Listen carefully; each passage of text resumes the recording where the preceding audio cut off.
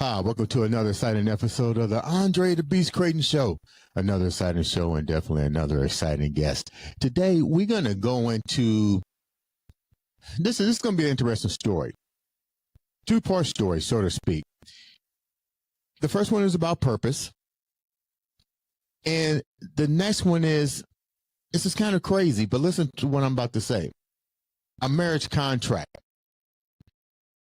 I've heard of all kind of contracts, but imagine a contract that you sit down and you talk with your future husband and you map out when you're going to be a mother. And your life is so aligned with this contract that you basically carry this on to generation to generation. And through this contract, you begin to understand the main word here that we all need to understand in life, our purpose. Without further ado, let's welcome this beautiful young lady. I be Tarzan, you be Jane Morales to the show. How you doing, baby girl? I'm doing really well. How are you? I'm doing great. Thank you for taking the time to come on the show and get ready to share with us a beautiful story. Before we get started, tell the viewers a little bit about you. You definitely have a Puerto Rican type accent. So I tell me a little bit about you. Who actually is Miss Morales? Well, my name, as you mentioned, is Jane Morales. I was born and raised in the beautiful island of Puerto Rico. I have a sister where I'm staying right now because I came to visit for some work that I had to do. And I was raised by two amazing parents. My mom, may she rest in peace. She was pretty much our mentor, and my father was around.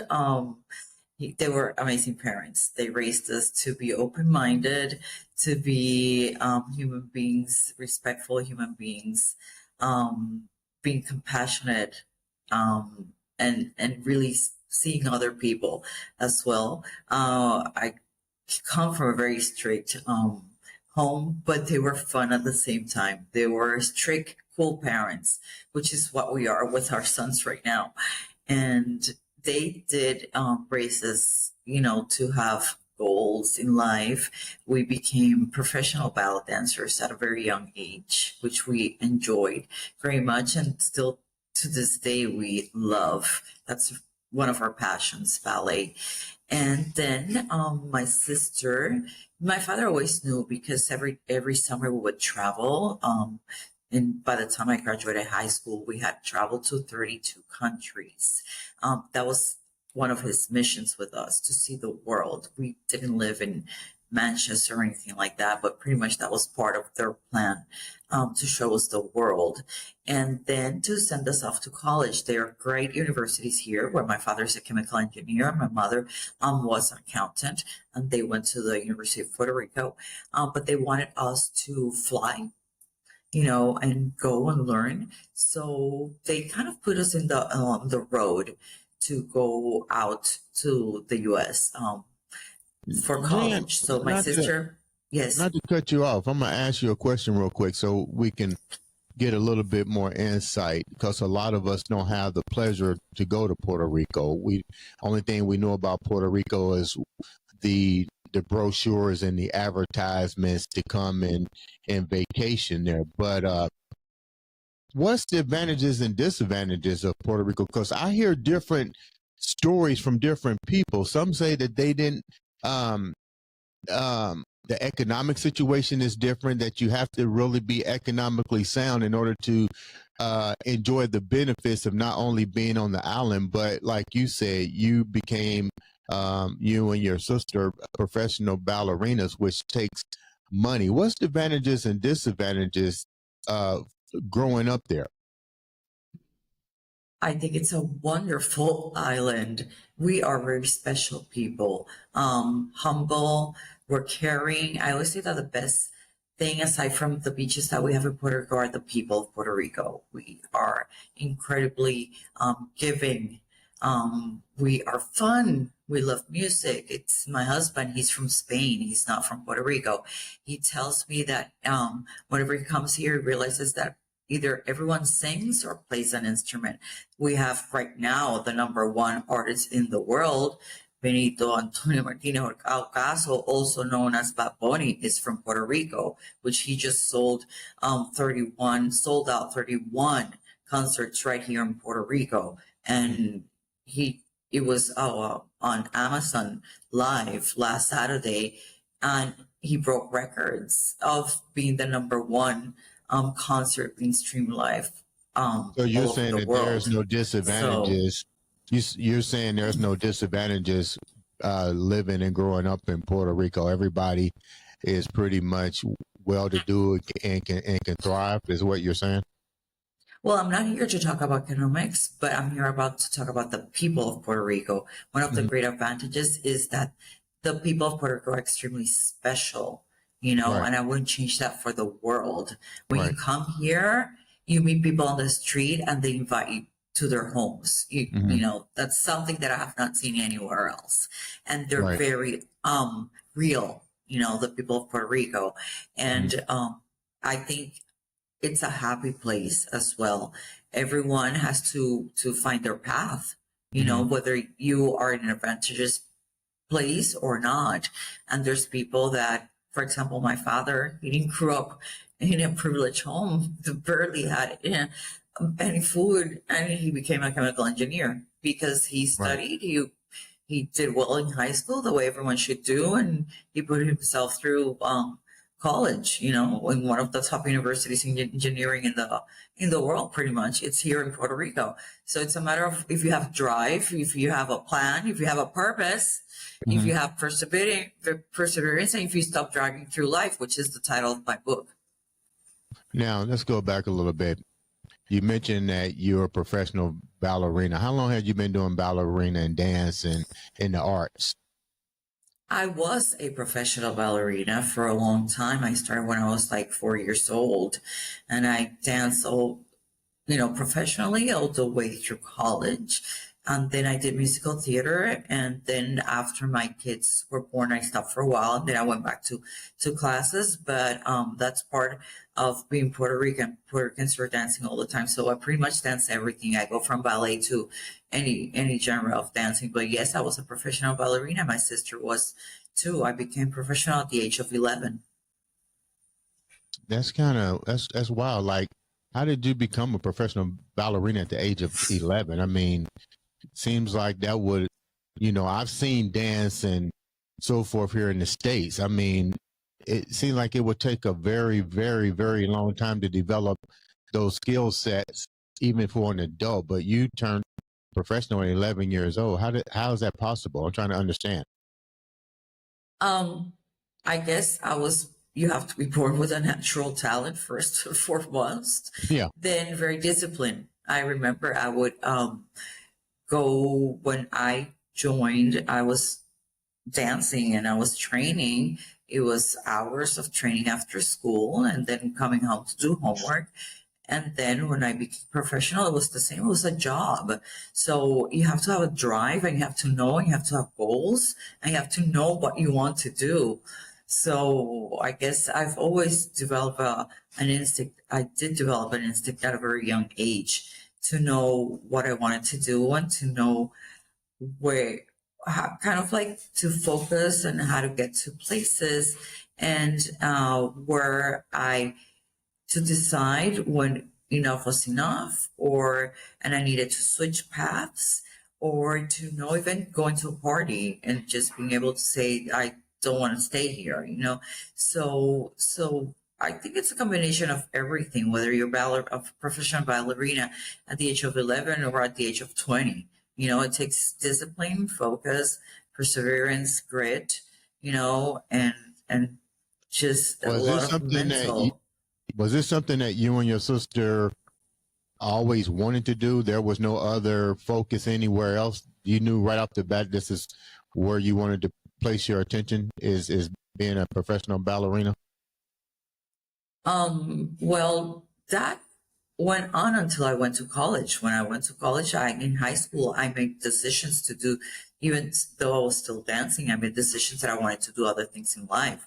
So I went on to get my bachelor's degree in Boston, and then I went on to do my master's degree. So I always, I was always aware of that to move on in life, that I always had to have goals. And to be able to follow them, I need to be aware of where I was at that moment in time, you know. So yeah, I at the age of 11, yeah, I was extremely happy dancing all the Yeah. way throughout high school. But then goals change, and you evolve, and you say, do I want to be dancing all my life? No, I went to college, and I did a degree in business, and then I did my master's in broadcast journalism and documentary filmmaker making, and that took me on a different path. And What were you have to be aware and evolve through time. right? What were there any setbacks for you? I mean, so far your life just sounds like your parents had you grounded from day one. Were there any setbacks for you? Which in which terms setbacks? I don't know. I've always been aware of where I was. I've always been aware of my talents. So I think setbacks come along when you're not aware of who you are, where you are in that moment in time, or what are your talents. And if you don't have a list of goals in life, which is part of the reason I wrote the book, if you don't have a purpose, then you will have setbacks in life. I was always, and that's the second book I'm writing, I was always able to adapt with where I was in the time being, and adapt to be able to move on or stay, or if I was going to stay, how I could do better. So setbacks happen because of different circumstances. In my case, I don't think I had setbacks. I think I was very aware of where I was at the moment to be able to adapt and move on. What did you put in place to always be aware? What tools did you put in place to always be aware? When I was growing up, there were not as many distractions as we have right now. And I think being a ballerina really helped me a lot, because you have to be so focused in the moment, that I learned to be in the present moment at a very young age. And that's part of what I write in my book, that part of being aware of yourself and developing an instinct, which is extremely important to me. That's the most important tool that we need to have to guide us in life. I was able to develop that instinct at a very young age, because as a ballet dancer, I was able to live in the present moment and be aware always where I was in time. So when that came at a very young age, to be able to be aware, to be able to be focused, and to be able to know and understand where I need to be better, if I could be better, and how to adapt to the circumstances. Give me a time where you had to use these skill sets to adapt to, and still wind up keeping your focus, and like you said, keeping everything, knowing what your purpose is. Give me an example.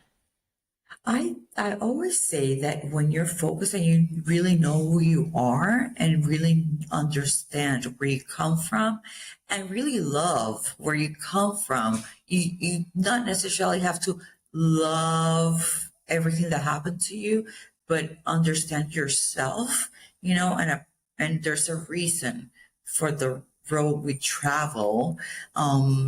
We are able to understand where we need to adapt. When I went from Puerto Rico, which is a Spanish speaking country, to Boston, I had to adapt. I remember I learned a lot. I learned English when I was pretty young, because in school I was able, but I wasn't speaking English all the time. I have an accent which I love, and I always say that an accent is a reason to talk to people, because they go, you have an accent. Where are you Right. from? Yeah, I speak more than one language, which Wow. is a great thing.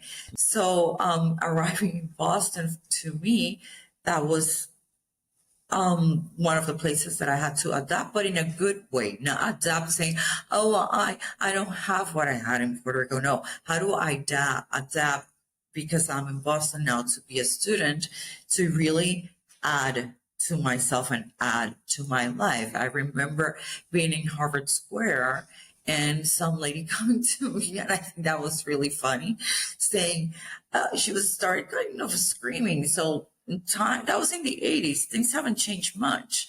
She Right. said to me, you're not black, you're not white, what are you? And I started laughing.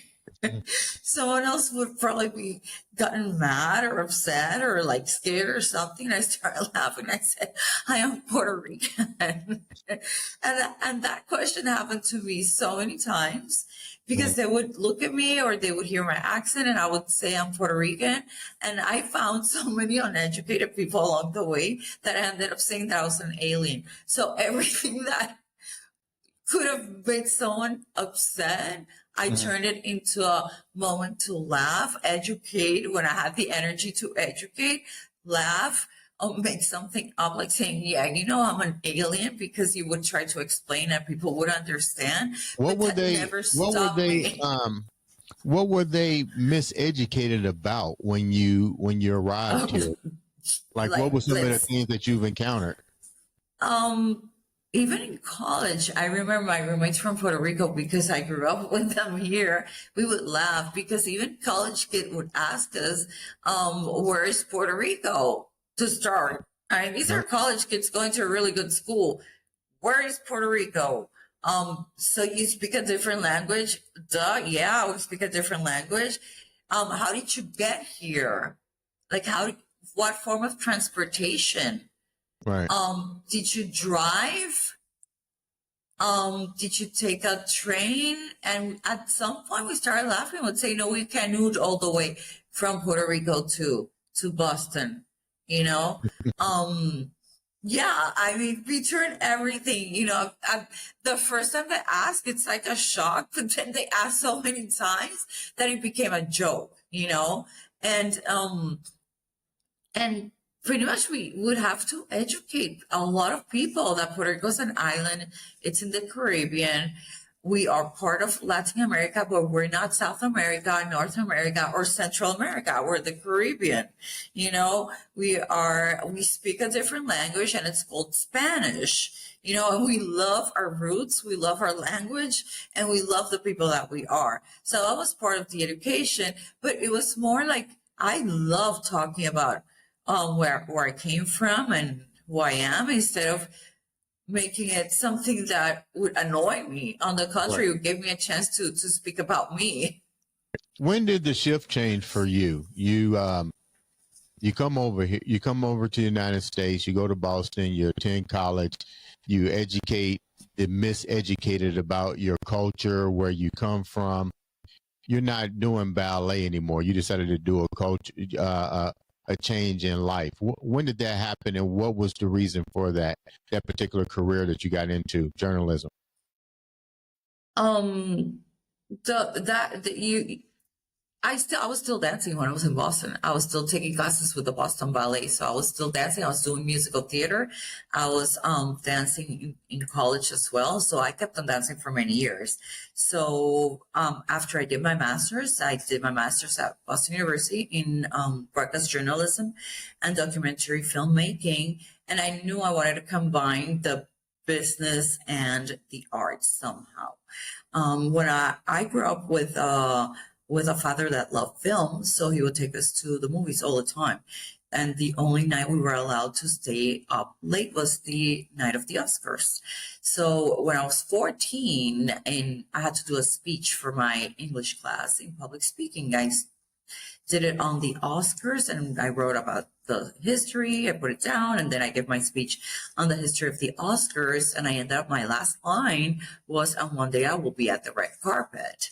So move right along. Many years later, after I graduated, I started working with Telemundo Network in New York City. And I didn't think I was going to be a reporter, or I hadn't noticed that I was going to be a reporter. I thought I was going to be like an assistant producer or writer. And I was sent to the street to be a reporter. My first interview was with Henry Kissinger, and it was nerve-wracking, but it was the beginning of something great.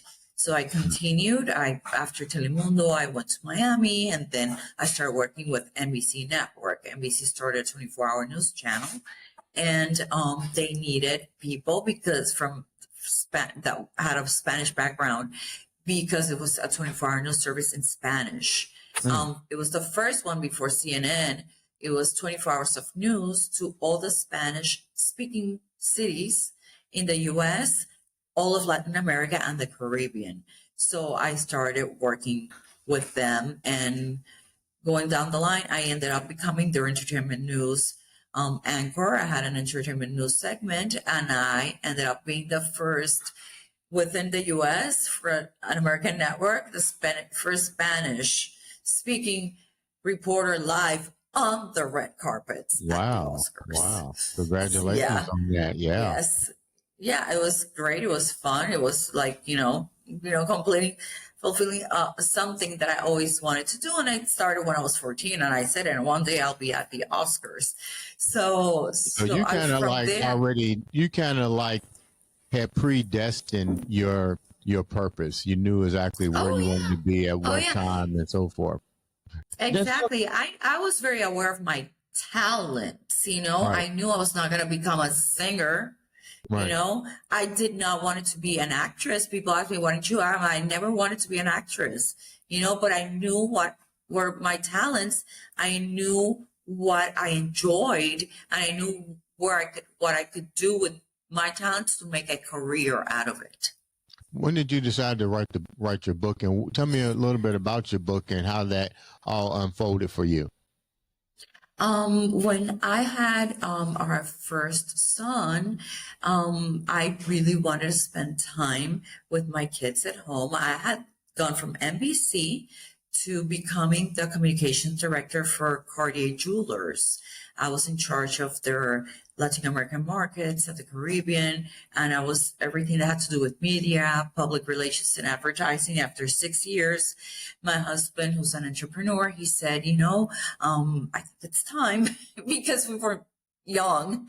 We were, right. And if we want to have kids, I think it's time. I say, okay, let's go, let's have kids, So after having my first son, I wanted to be home.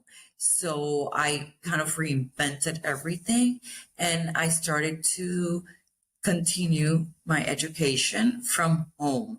So I have a master's that I fulfill from home in meditation. And I study all forms of meditation. And then I continue to do counseling and studying human development and the power of thought. And I continue education on all of that. So wow. As I was raising our sons, I was a very good observant.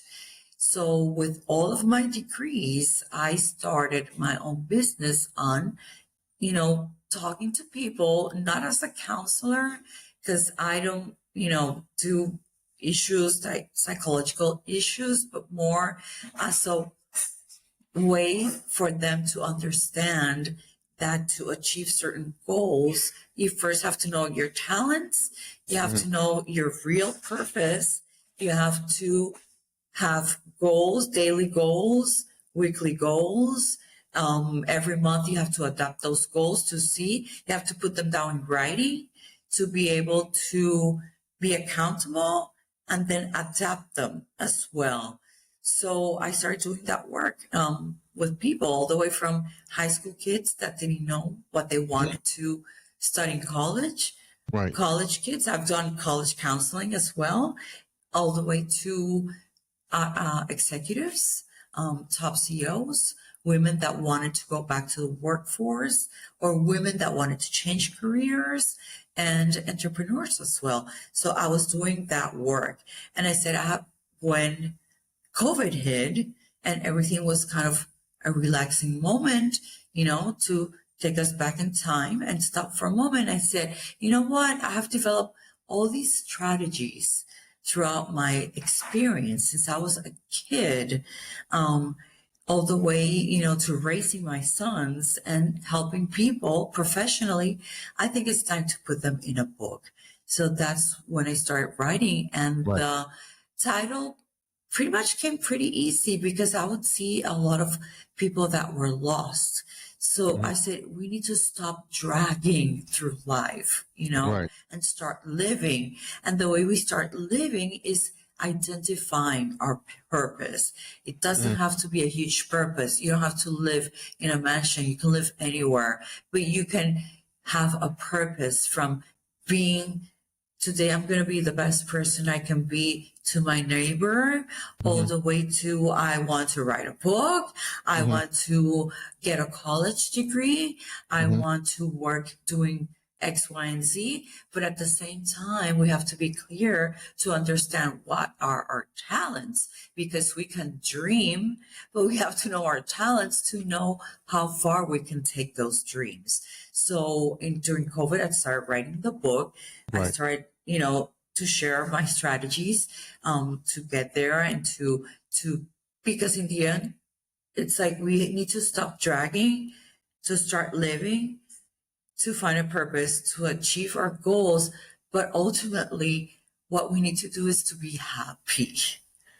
Hold that You thought know? for 1 second. Hold that thought 1 second.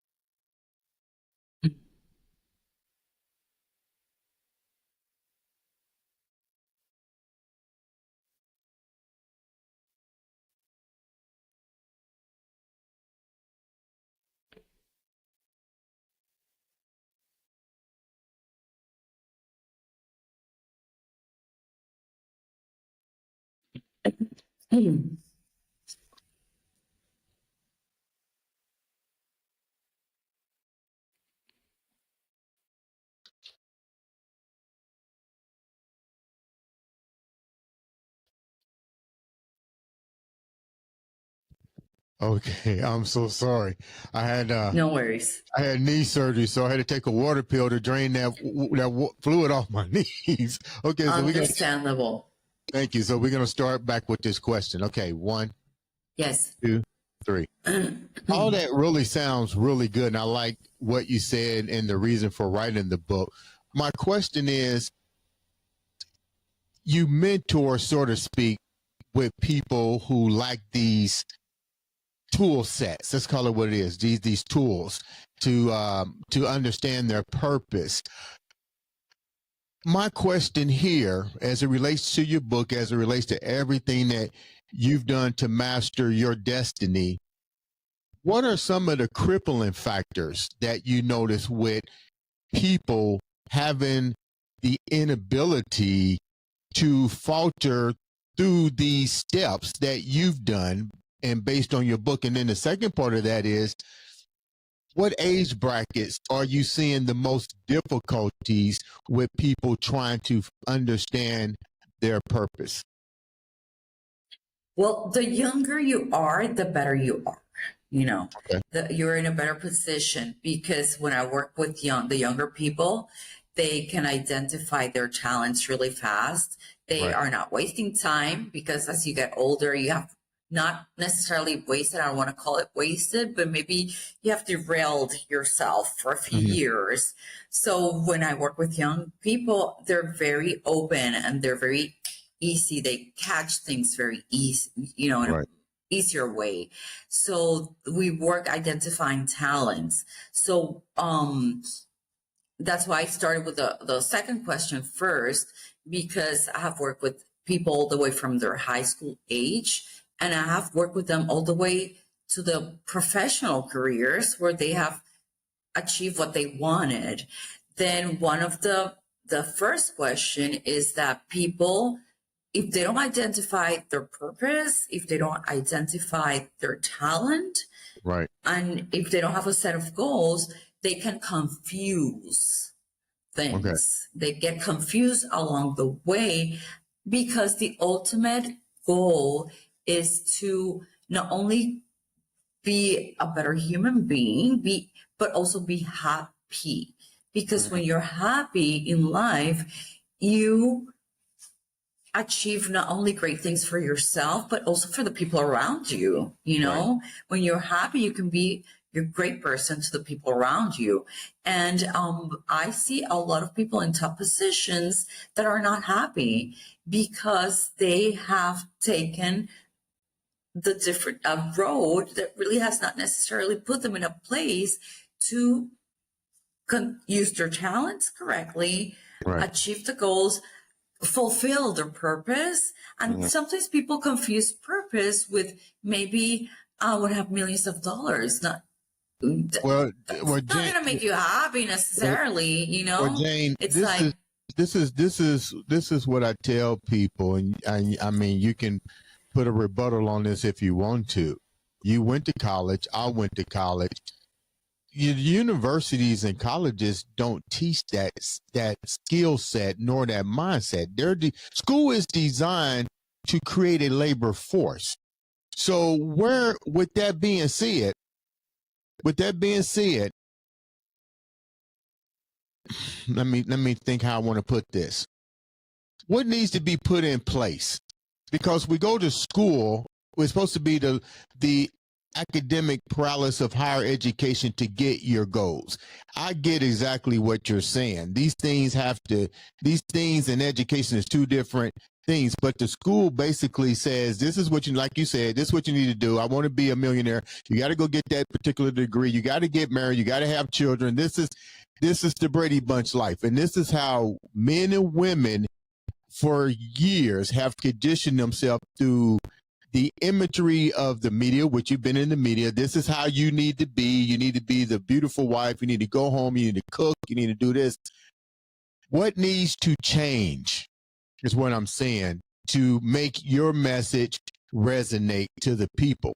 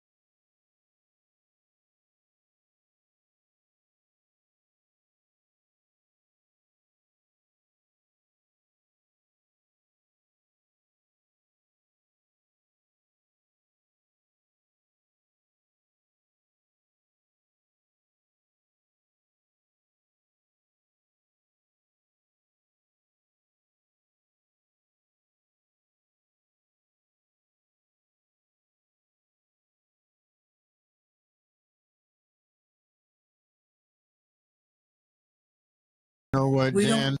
This is something, before we wrap up, this is something that I realized in the last 4 years of doing my podcast. And that's a question that I usually ask people with every episode is, what's your purpose? And it's funny. It's almost like I shot them with a gun. yeah, exactly. They know what they know what their job consists of. They know they go to work. They know their details. They know their humanly functions. Let's call it what it is. They know the humanly functions. But if I ask them, what's your purpose? They have no idea. It becomes almost like a poison drink. And then if I say, are you happy with your job? They can't really answer. They say no. But you know what they say? I like the money. I'm like, well, what's more important? Because if you quit your job now, if something happens to you on your job, I've seen this happen to a lot of my friends. It's next man up. It's batter up. You forgot. But how many, before we wrap up, how many people clearly waste their time not understanding this? You see what I'm saying? How many really do that?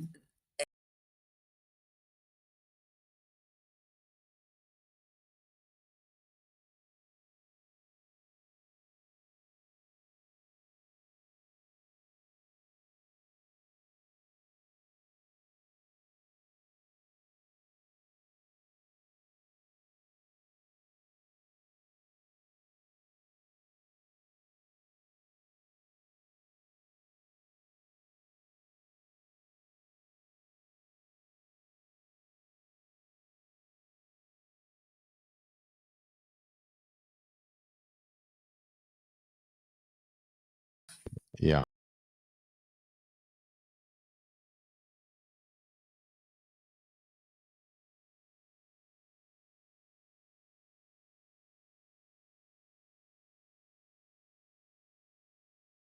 How can the viewers reach out to you and get a copy of the book? And what's the name of the book?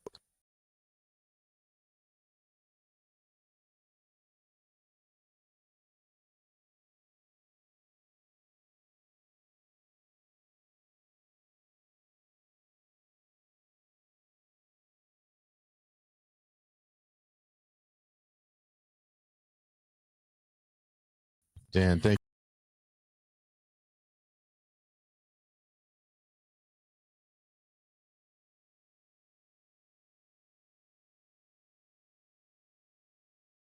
That sounds like a beautiful, beautiful kit for people to understand and get their purpose, because you can't move forward successfully without knowing your purpose. Thank you so much for taking time out to come on the show. Ladies and gentlemen, Thank this has you. been another, and I do mean another, exciting episode of the Andre The Beast Crayton Show.